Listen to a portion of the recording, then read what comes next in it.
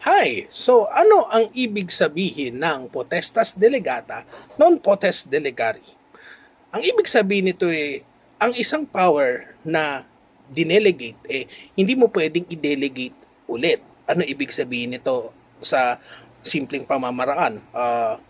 Kasi ito isang konsepto sa administrative law na sa isang ahensya, meron siyang kapangyarihan na i-implement ang batas.